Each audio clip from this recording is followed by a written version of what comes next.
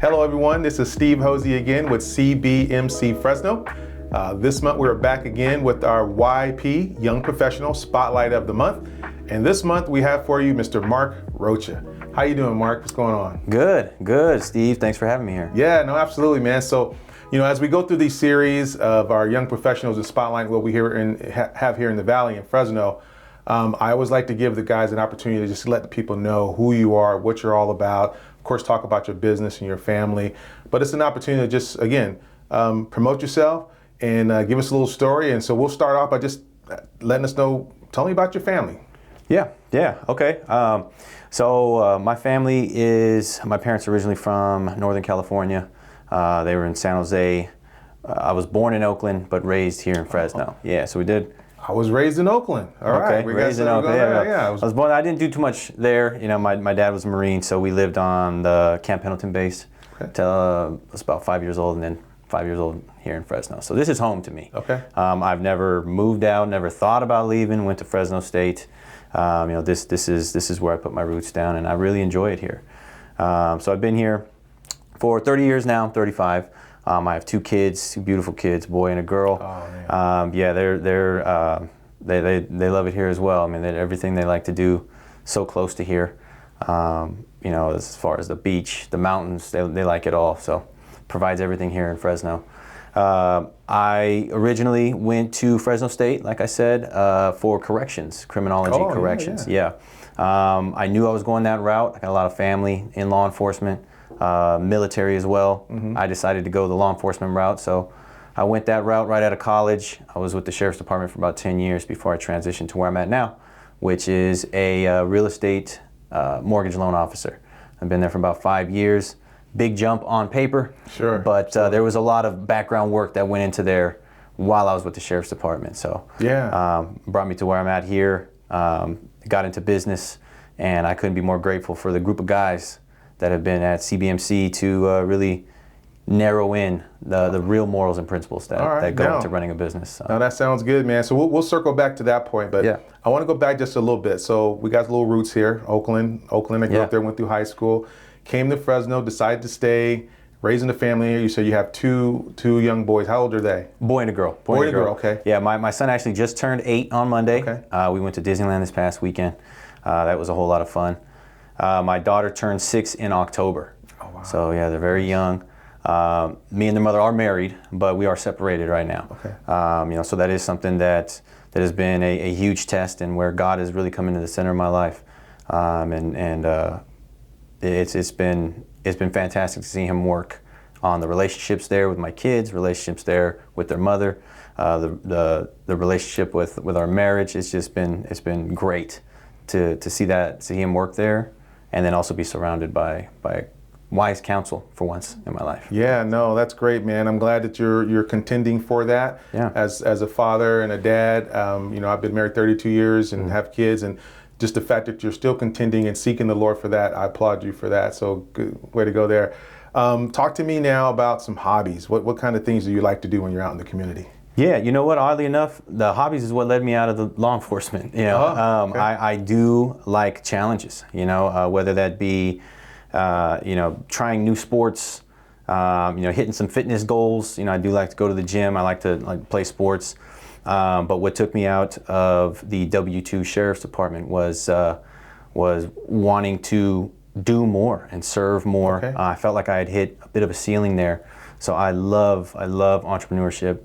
It is one of the greater things I like to do. Building businesses, helping serve in the community, other people with their business growth, anything. I just love it all. And when I was with the Sheriff's Department, that hobby really took over for me. Oh, wow. And it led to me finding new ways to generate income and provide. And it led to real estate for me, and real estate investing and flipping and wholesaling. And I know we got that. Yeah. We have that history there too. Absolutely, yeah. We got a lot more in common, Steve, than I thought there. But yeah, some of my hobbies there. Sports, entrepreneurship, reading. I love to read. Yeah. So. Well, I definitely, we do have a lot of things in common. We've talked before, and so I'm a little familiar with your story. But I just found it really interesting that you would go from a career of public service, so to speak, right, law enforcement, in your heart saying there's more that I can do. Can you give me just a little bit more insight to what that felt like, and how are you that not really being fulfilled to a position where you feel like you're being more fulfilled when it talks about, because for a lot of people to say, hey, I served in law enforcement, I mean, that's being a huge servant. I mean, you put your life on the line for the community that you live in and for loved ones and people, so that's a lot of service. Absolutely, and I couldn't have more respect for everybody in that department. As a matter of fact, I mean, I still communicate with a lot of them, and they're a huge portion of the clients that I serve, you know, with my new capacity. But to answer that question, it was a very negative environment and culture around law enforcement at my time of departure. Now, that wasn't a huge reason for it, but it did lead me to question, you know, whether this was where I needed to be. And I didn't know at the time why I was feeling that way, but there was a struggle between you know, spending all of my time away from my family with the department and then still feeling this way. Yeah. I still do quite a bit of hours working, being productive, but it doesn't quite feel the same as it did. And it has nothing to do with the department, it's just the way that I myself am wired and the hobbies that I have. So definitely was fulfilled there, but I can still serve them, and that's the best part. So I have not left that service to the community or the officers with what I do now. So I love it, man. That heart of a servant, man. Yeah. That's golden out there. Yeah. So I applaud that as well. So before we get to the meat of what you're doing now, tell me a little bit about your CBMC story. How'd you get connected? How's that made an impact on your life? And just give me kind of the overview. Yeah. So CBMC came to me from, an invite came to me from Pat Kim, who's been on here before. And I know he's been mentioned on here before by other people. I don't know if anybody's too familiar with the Go Giver, the book, but there is a character in that book called the Connector. And I have told Pat, you got to read that book, man. That is you. You have no idea, but that is you. And that is what he does. He connects people, the right people together.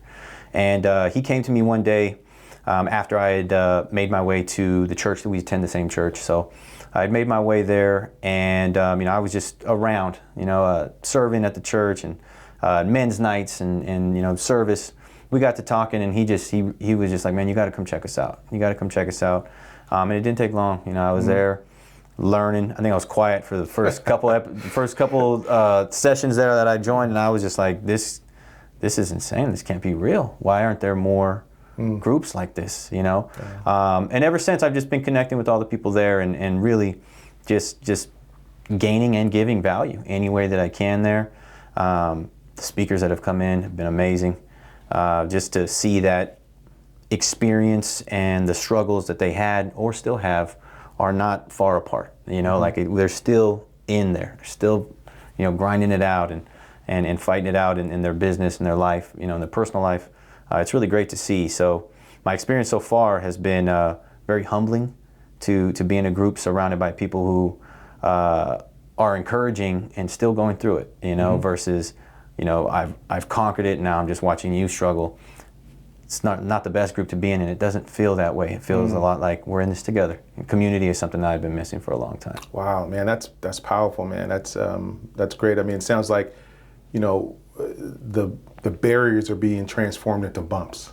Yeah. Right? They're not stopping anyone. Right. But we all hit bumps from time to time, and we keep going. And to have a group of fellow like-minded believers in Christ to go through these things with sounds like to me it's been valuable to you. Very valuable. I think this last one we had a speaker come in and we combined young professionals with the trusted advisors. Trusted advisors. Yes. We'll go. Yeah. I was telling Rich. I was like, hey man, did you know you're a trusted advisor? And he's like, oh yeah. I'm not old. I'm a trusted advisor. I said, I like that. But yeah, we had that combination, and that was even greater. You know, you get to see a lot more people with a lot more experience, a lot more takeaways from their ways of dealing with the problems in their businesses in the past life. So it's been great. Good. So what are you into these days? What do you do for work? Tell us. I know, like Pat, he's got everything. He's got his hands in a lot of different buckets. What about you, man? What are you up to? Right. You know, so far my main work is the mortgage loan officer now. So I help a lot of families put a plan together to purchase a home, whether it's a first home, second home. Maybe they're expanding a rental portfolio. Some of them are buying commercial properties for their businesses. So any sort of investing, home buying, those are big jumps, big hurdles to clear in order to qualify.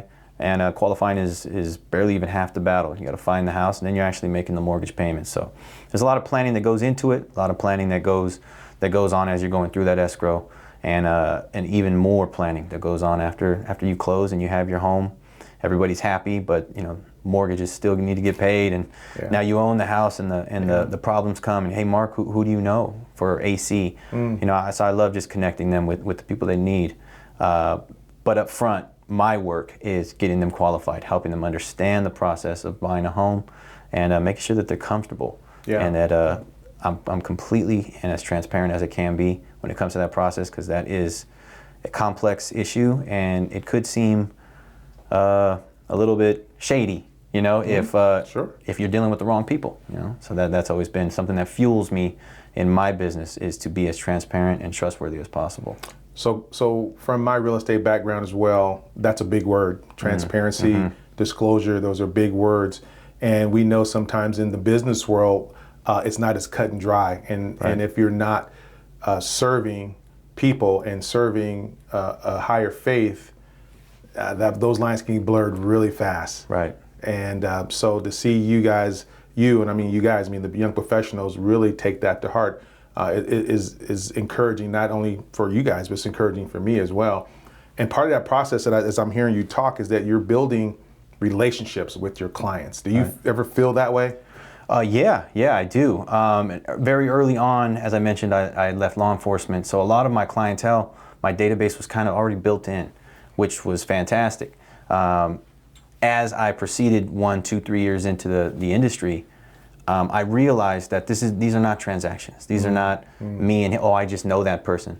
I began doing their children's loans. I began doing their family members' loans. And it was no longer about one-for-one transaction done. It was no longer about that. Yeah. It was about long-term, just building relationships. And maybe I'm helping them, and there is no commission, there is no close, there's no deal to be had. It's just simply providing value. Yeah. So creating that has really secured the longevity of my business. All right, man, that's awesome. So here we go, man. So if someone wants to use your services, tell them first, why should they use your services? And if they do, how can they find you? Yeah, absolutely. If you are in the market to buy a home, if you're looking for any sort of pre-approval, run some numbers, does this property make sense for what I'm looking at doing, you can always reach out to me at 559-301-0833. And the reason you should is because transparency is key to me. This is a huge hurdle. It's a big step, big milestone to be expanding your portfolio or buying your first home. And a lot of these details can get confusing. The last thing you want is to have all of these numbers thrown at you with no explanation. That is not what you get from me, and it's definitely something that you need when you're looking to make a purchase this big.